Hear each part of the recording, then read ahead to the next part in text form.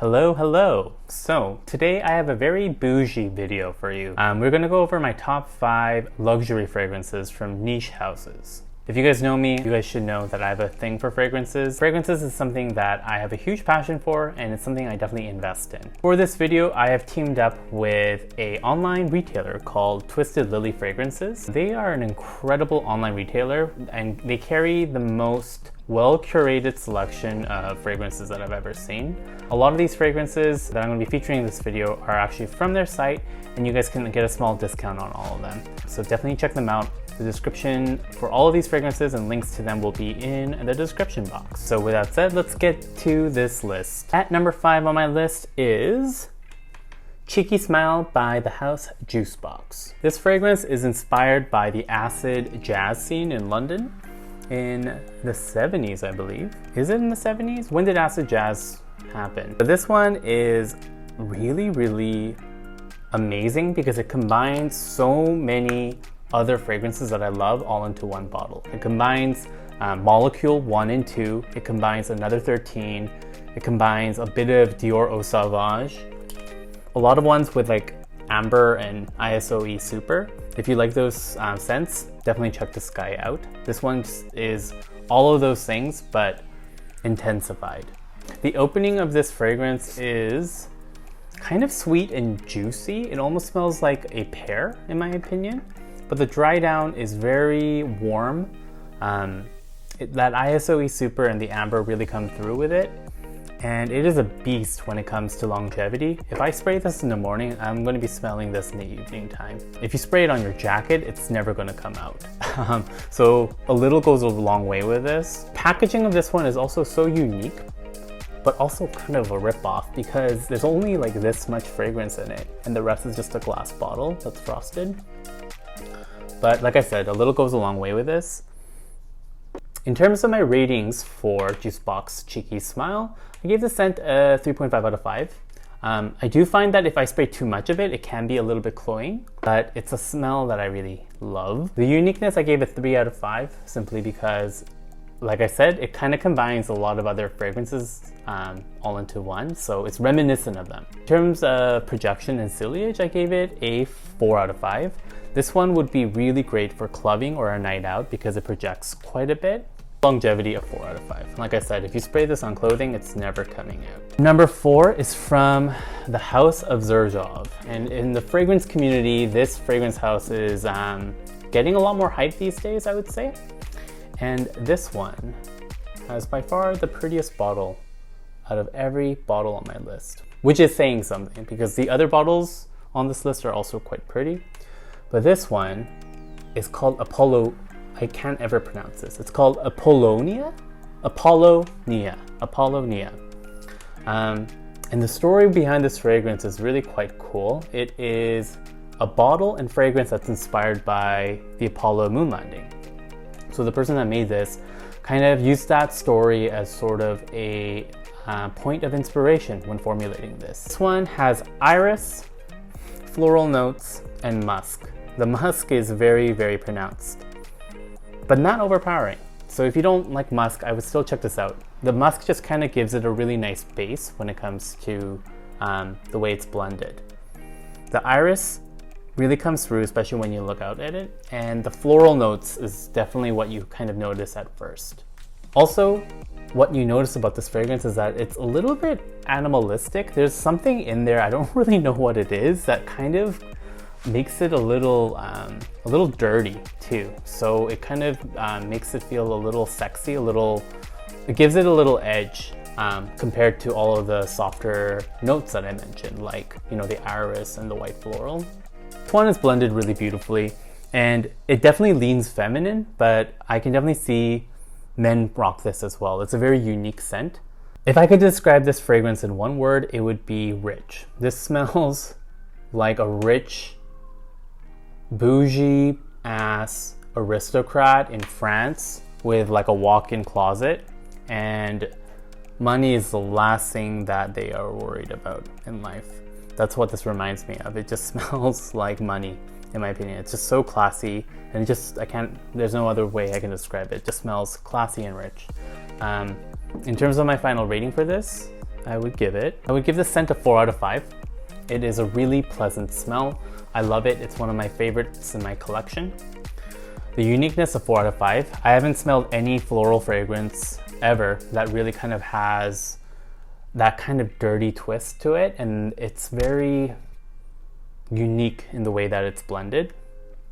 In terms of projection, it's not a beast by any means. I gave it a 3 out of 5. It doesn't project the most, but I think it's intentional in that way. I feel like they were really going for a very classy bourgeois kind of vibe with this, and I feel like they wanted people to get really close to you in order to be able to smell it. But however, the longevity, I would give it a 4 out of 5. This one lasts all day on my skin, and on clothing it lasts for like weeks. This one is very, very strong. A lot goes a long way. A little goes a long way. Next on this list is from a brand that is super hyped up. It is from Maison Francis Kurkdjian, and this fragrance is called Aqua Universal Forte. And this one is a citrus floral musk fragrance. And its top notes are Amalfi lemon and bergamot. Middle notes are white flowers and jasmine and rose. And the base notes are musk and wood. And a little fact about me is actually I am not a big fan of citrus fragrances, but this one, the way it's blended is so well balanced that I love it. It reminds me, you know the movie Call Me By Your Name? That's what I picture like all the characters to smell like. I feel like it smells like this fragrance. It's so clean, but with a twist. It reminds me of summer and just kind of the coastline. It's a very well blended fragrance. This one, some people think it's not worth the cost and it's not very unique, but I feel like the way it's blended is the reason why it stands out so much. I feel like this would work in all different situations in your life. It would work in the office, it would work in the daytime. I even think it would work in the nighttime to a certain degree. I think this one leans a little bit more masculine, but it is definitely a unisex fragrance. If you're a fan of clean, musky fragrances that feel very warm, I would definitely recommend giving this one a shot. In terms of ratings, I have it written down here. I gave the scent of this fragrance a 4 out of 5. I gave the uniqueness a 3 out of 5. I gave the ciliage a 3 out of 5. And I gave the longevity a 4 out of 5. This one is one actually I definitely don't spray a lot of because I'm trying to make it last for as long as possible. I really like it that much. Number 2 on this list is probably the most mainstream in terms of the brands that I'm featuring, and it is the Labo. The Labo's Another 13. I have talked to death about this fragrance. I have actually run out. And I need to get a refill of this. Check out my other videos if you want a full review of this, but honestly, like this one is a fragrance I am going to be wearing till the day I die. This one is just such a unique, warm smell that is so forward with amber and ambroxan, but really different from all the other ones that are featured on this list. The only drawback of this one is that I feel like it really does not project at all, but anytime I wear this, I get compliments all day long. If somebody gets close enough to actually smell me, they always tell me how good I smell, and it's because of Another 13. I'm not going to go too far deep into this fragrance. I have other videos that talk into it, that talk a little bit more about this fragrance, so I'll link that down below. But yeah, it's number 2 on this list. Finally, at number 1 on my fragrance list for the year 2021 is Diaz and Durga, I Don't Know What. And this one I'm going to actually spray on some right now. This one is actually called a fragrance enhancer, which is kind of misleading because you're supposed to use this to mix with other fragrances, but I feel like I can just use this on its own and it just smells amazing. The reason why it's called I Don't Know What is I think the people that developed this wanted to develop something where you can put it on, and when you get a compliment, people will be asking you, hey, what are you wearing? And then you just let them know, I don't know what. I think that's sort of the idea behind the name of this. The top notes of this are bergamot. Middle notes are ISOE Super and Vetiver. Base notes are amber, synthetic civet, and sandalwood. I gotta say though, This one in particular, besides the ISOE Super, you cannot smell any of the other things individually unless you really concentrate. It's blended that well. I really have to look out for the bergamot in order to pick it out, and also the amber as well. And the sandalwood is such a nice twist to this and the rest of the fragrances on this list. This fragrance is woody, musky, powdery, and earthy. And most of all, it's very, very sexy. If you wear this in the summertime and the humidity is on and you've got a little sweat going on, it projects like crazy, and people will be, I always get compliments whenever I wear this one, probably the most out of anything on this list. If I had to use one word to describe this, I would say intoxicating. I can't stop smelling this. Sometimes it gets really bad because the first time I actually sprayed this on, I just kept on smelling my arm.